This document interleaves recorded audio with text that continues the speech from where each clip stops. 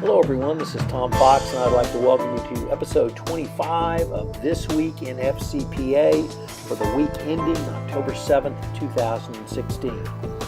I am the Compliance Ambassador for the Red Flag Group and I'm joined as always by my good friend and colleague Jay Rosen, Mr. Translations himself. This week we take a look at several different issues. The first is the GSK Securities and Exchange Commission FCPA settlement, which was announced last week. It gives us the opportunity to review the GSK in China matter. We take a look at the SCCE 2016 Compliance Effectiveness Survey.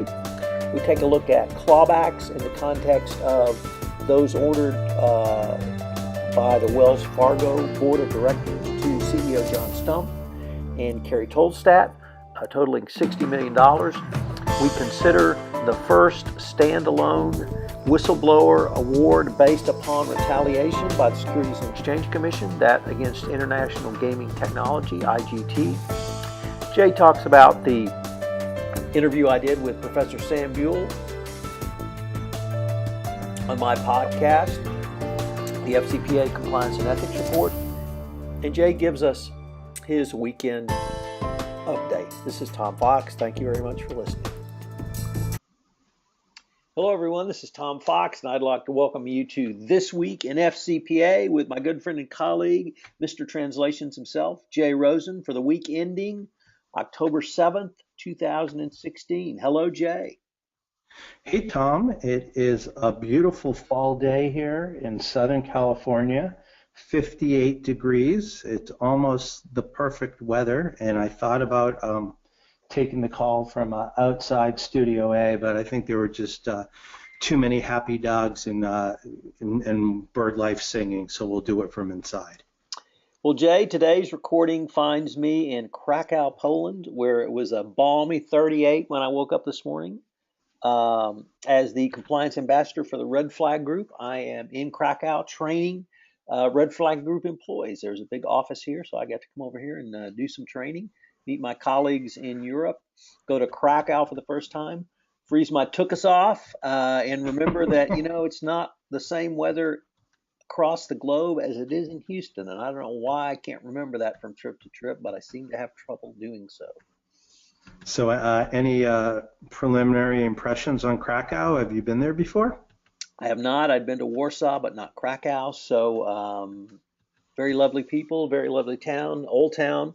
A lot of it was not destroyed in the war, so there's a good amount to sightsee around. We're staying on the Vistula River, so it's a pretty broad flowing river through town. So that's nice to walk down in the morning, even if I have my head down walking quickly because it's so cold. Great. So we had a kind of an interesting week, I thought, Jay, in the world of FCPA. We had a report of the first standalone whistleblower award issued, where it was standalone because the company retaliated against the employee. So this, of course, was reported by Dick Casson over at the FCPA blog, and actually it was a guest post, I should say, written by Alexis Ronacher, and the International Gaming Company had retaliated against an employee who had whistleblown under Dodd-Frank, or Sarbanes-Oxley, and the SEC sanctioned the company for this. So a very interesting case. The first time we've had a standalone whistleblower action. And I think if we could draw some conclusions, Jay, from what we've seen over the summer, that the SEC has aggressively prosecuted cases, or companies rather, for whistleblowing, or rather trying to stop whistleblowers. We obviously saw the retaliation case from KBR last year, where they had language in their confidentiality agreement which arguably prohibited going to the SEC. But now we've seen the SEC go after companies who had it in separation agreements. who had it in settlement of lawsuits. And now we have this case where, let's see if I can find it. The executive had reported to senior management that the company's financial statements might be distorted, and for his efforts, he was terminated. So very aggressive prosecution by the SEC, and I think they mean business on this whistleblower stuff. And now, was this a double prosecution? There's also a potential to open up a case under Sarbanes-Oxley, or is that covered under the SEC settlement? So I thought it was covered under the SEC settlement, but perhaps perhaps there's a second cause of action available. Certainly, both Sarbanes-Oxley prevents retaliation. Dodd-Frank can lead to the whistleblower bounty. So there are separate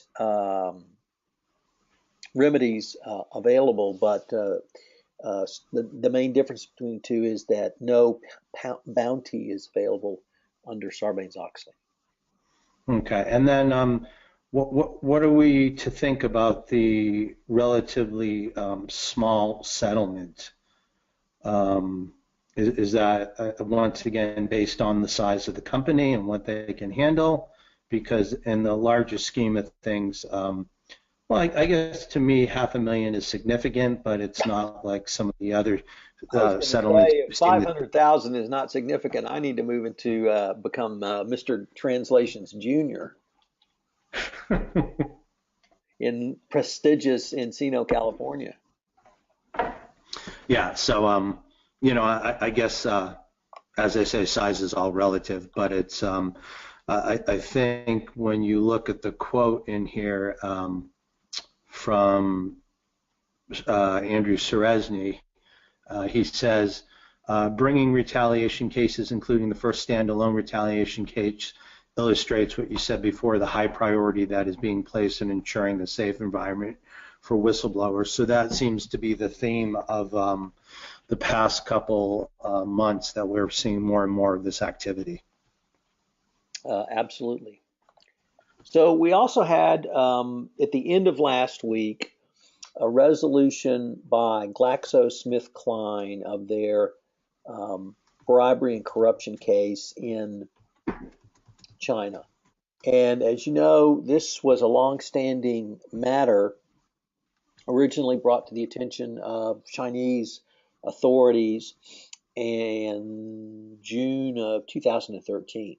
The China part of this was resolved, and when I say the China part, the Chinese investigation and enforcement of their own domestic anti-corruption laws against GSK in the summer of 2014, with a fine of approximately $489 million levied on GSK, but there was still an outstanding FCPA claim because the actions engaged by GSK certainly violated the FCPA, and further, I was of the opinion that they at least arguably violated a corporate integrity agreement, the pharmaceutical equivalent of a deferred prosecution agreement that GSK had signed in 2012 for violations unrelated to FCPA matters. It was off-label marketing.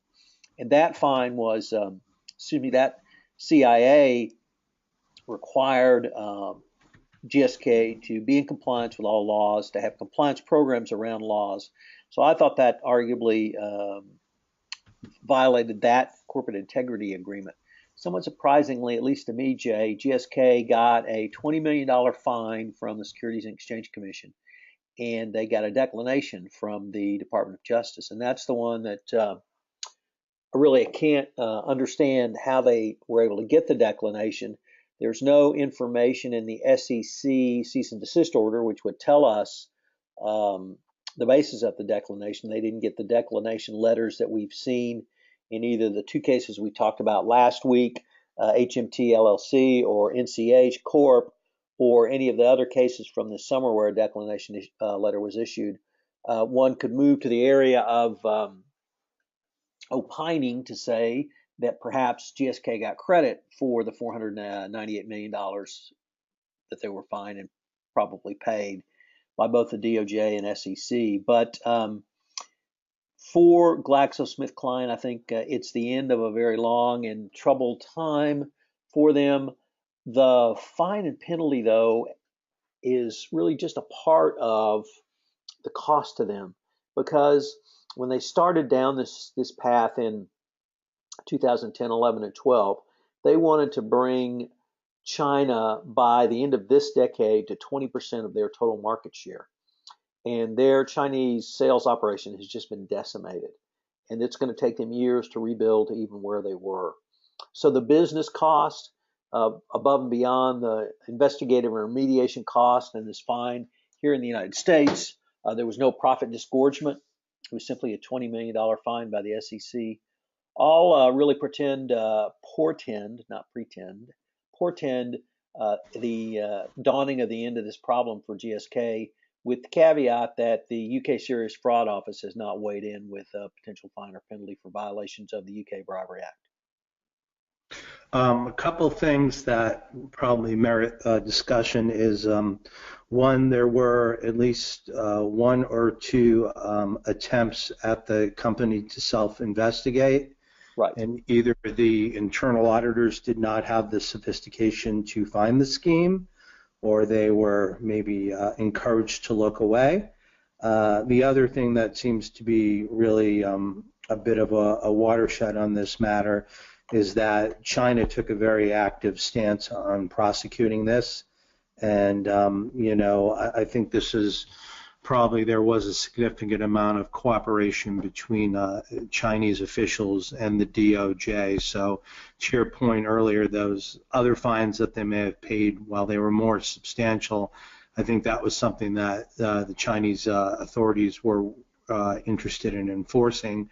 And this, opened up a whole slew of probably copycat investigations that it's very easy for regulators to think, if one drug company saw extreme opportunities to grow their business in the PRC, that I'm sure there are other companies that have the same potential to do that. So there should be other companies maybe coming to resolution, or at least moving on. So I think we've had a few of these in the past, and I think there might be a few more coming between now and the end of the year, and certainly into the following year as well.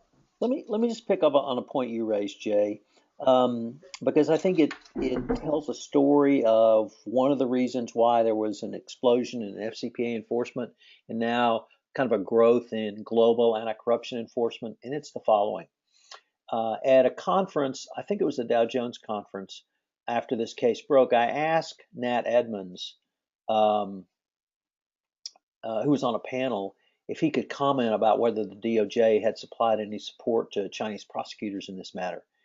And as you would expect, he said, well, I can't comment on anything that's open, and there certainly may be an open DOJ investigation, so I can't make any comments. But I will say that the Department of Justice has worked with Chinese prosecutors to help them to understand the techniques, investigative techniques, and enforcement techniques around anti-corruption laws.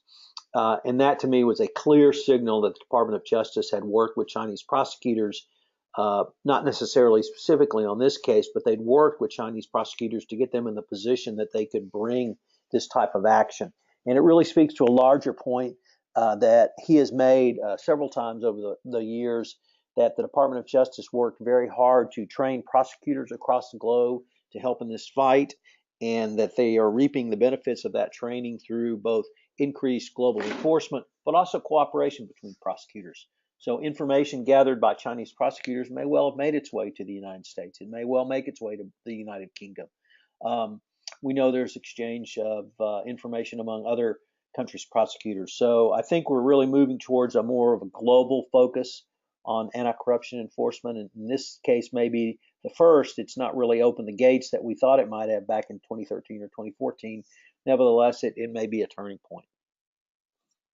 And, I think, something else we can kind of draw from it is that with this global awareness being heightened, maybe the criticisms that have been levied in the past against the DOJ and the SCC is saying, that this is a way for us to line our coffers, that now we're content to sit back, not be so much the anti-corruption policemen of the world, but now as we train more and more countries on how to look for sophisticated schemes and what to do, that we are allowing to have these enforcements happen within the jurisdictions that they occur, and that hopefully some of the penalties go back to help some of the people who are harmed by these schemes.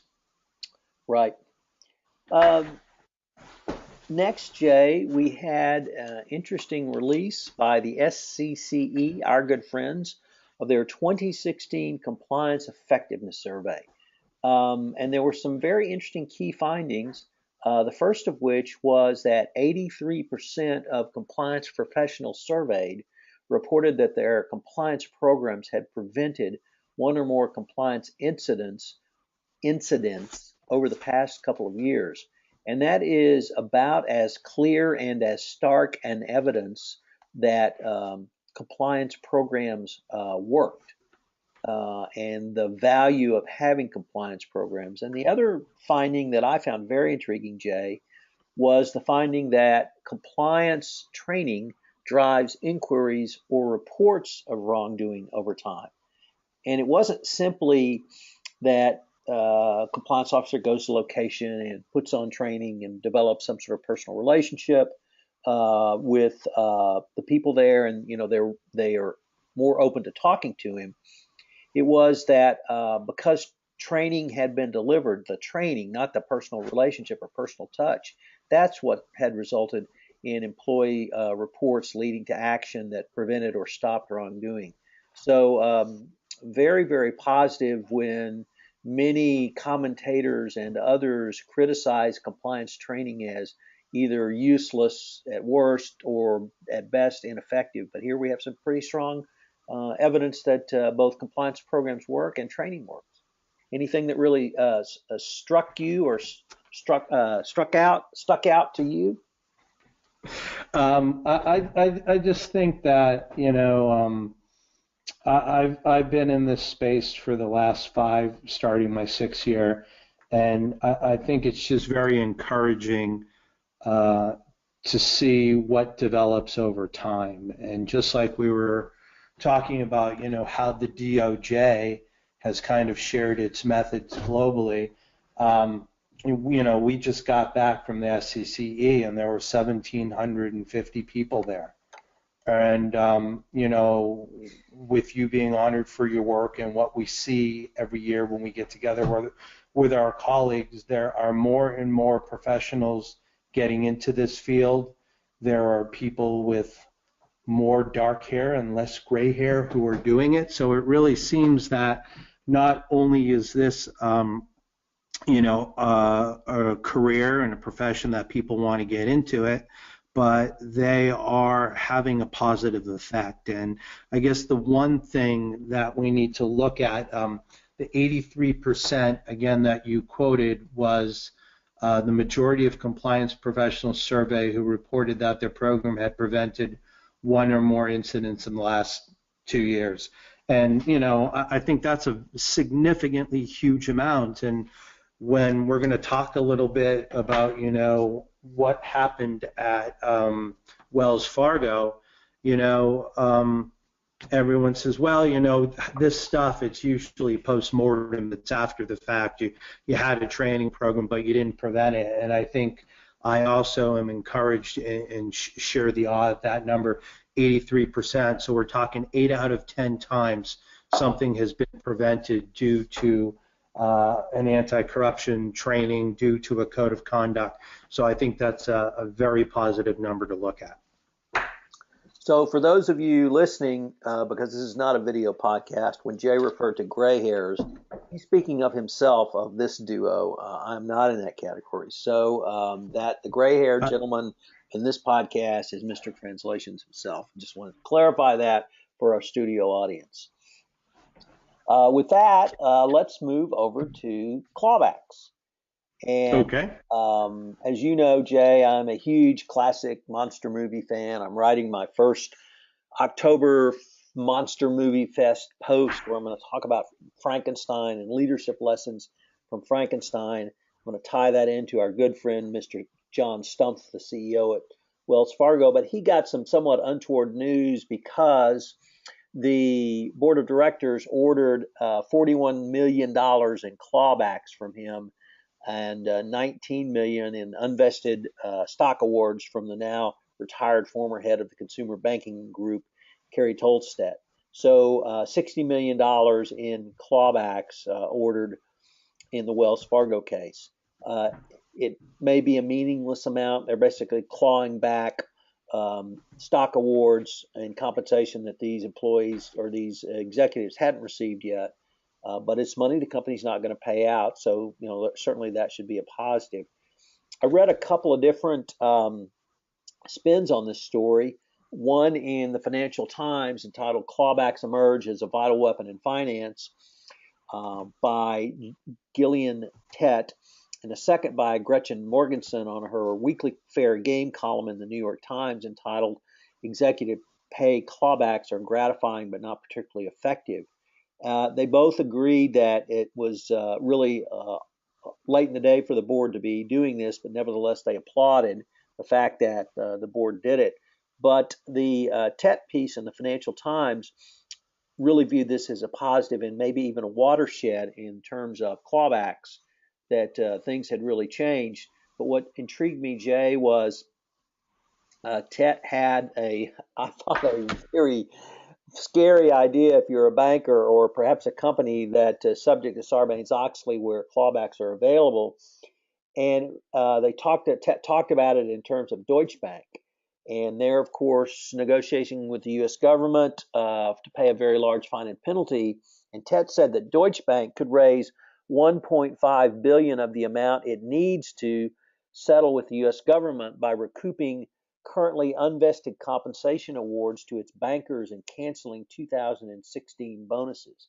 So think about that. If a company needed to raise money to pay a fine to the government, they would just institute a clawback for senior executives. I'm not sure that will come to pass with Deutsche Bank, but that might put some fear in not only some bankers, but some corporate executives. So I thought that was a very appropriate way to begin this scary month of October, and maybe even it would be time and it would be appropriate for the team M&M to share with us what the costumes they're going to wear this year at a later podcast to enhance the scariness of the Fright Film Fest for me this month. But really interesting that some people are seeing this Wells Fargo as a watershed, and the high-profile nature of this scandal, I think it's going to continue to resonate with us. So I think the counterpoint to offer is Tom had a real great podcast that debuted yesterday and today. It's episode 283 of the FCPA Compliance Report, and it's a very enlightening interview with Professor Sam Buell, who was at Duke University of Law School. And Tom and Professor Buell to a real substantive discussion. And a couple of the things I wanted to highlight is, number one, Professor Buell had this great quote, and I'll try to paraphrase it correctly, that the Wells Fargo dilemma or situation is not because of a couple bad apples, but it's because of a rotten orchard. So I think that really talks about the toxic culture there. But one of the things that Tom and Professor Buell discuss is, how corporations are formed, why they were formed, and what kind of liability. And unfortunately, the way our laws are written now, if you do something, if you encourage an environment to illegally sell credit cards to individual, people who are with your bank, as it is written on the books, and correct me if I'm wrong since you're the lawyer, Tom, but it's not a crime for doing what they do, so there really may not be a legal reason for those clawbacks. There's definitely societal outrage, but I think, if you want to take a look at what laws are on the books and what remedies there are, the clawback might not necessarily work here. Uh, that's a great point, and the um, really substance of what Dr. Buell came up with was based upon his book on corporate or prosecution of corporate wrongdoing. It was a lot of fun talking to him. He had some very interesting thoughts. So the quote you gave, I put in a blog post as well.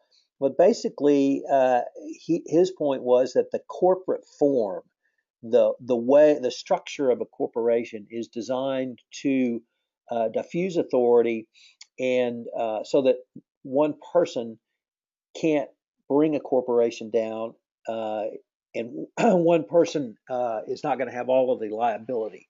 So I hope to explore this general topic with him and some of his remedies or thoughts on remedies about that going forward. And indeed, we're working to schedule our next podcast. So if you enjoyed that, look out for more from Professor Buell going forward. So, what do we have to look forward to in the J. Rosen Weekend Report? Well, this is really exciting. I haven't left it to chance. I know what is going to be posted, and I wanted to take a look at legal translations in the 3 C's. And the 3 C's that I'm going to talk about in my blog are cost, confidentiality, and change. And these are 3 critical decisions that you need to make, especially if you're in the middle of one of these global investigations. So we're going to take a look at how people traditionally decide to handle translations and what might be involved in making a change to both decrease the cost and increase the confidentiality of the data that you're working with. So that is what I'm going to post up tonight or first thing tomorrow morning. Well, I very much look forward to that, Jay. So I am writing my Friday blog post. So if you haven't checked out my blog, I'm going to talk about the original Frankenstein and leadership lessons from Dr. Victor Frankenstein, or perhaps the inverse is how not to lead based upon Dr. Victor Frankenstein. So I found that really fascinating, doing some reading and studying up on leadership lessons from that movie, and I'll be continuing to explore the Frankenstein series as the month progresses. And as we are in October, I think we're both looking forward to the upcoming first FCPA blog conference in New York. Can you give us any preview upon what your panel will include? Well, I can't give you the specific preview yet because we haven't gotten together, but I'm very excited that Mike Shearer from Miami and Julie's last name is, but just give me a minute and I will check it out.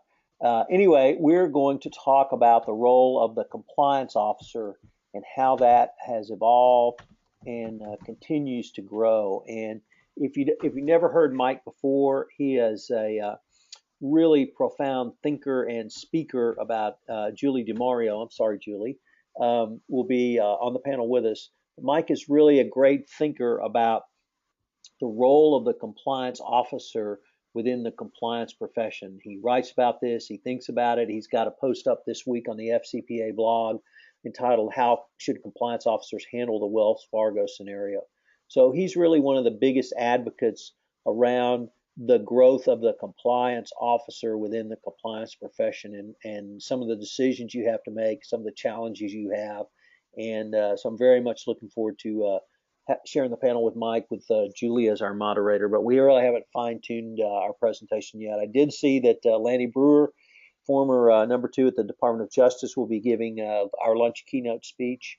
So I'm very much interested to hear his remarks from the private side of practice as opposed to being a public servant at the Department of Justice. And I know we're both greatly looking forward to that, Jay. And then we also have somebody else who's now come out into private practice, Matt Queller, who used to be also at the DOJ, and he's now a principal in Deloitte's financial advisory services. So it'll be interesting what he has to say now being on the private side. Jay, I just saw that the Brazilian giant construction company Odebrecht has settled with Brazilian authorities for their corruption probe relating to Petrobras for 2.2 billion. That was just announced earlier today, and perhaps we can explore that and what's going on in Brazil right now next week. Sounds like a plan. So when do you come home from Krakow? I fly home on Friday, so I would say tomorrow, but depending on when you're hearing this, it may not be tomorrow. So I'm just saying I'm flying home on Friday and looking forward to coming back to the good old US of A. All right. Well, as always, thank you to everyone for listening in. This was the week in FCPA that was, and more to come on Odebrecht and other happenings in the coming week. And Tom, wishing you safe travels back. Thank you, Jay.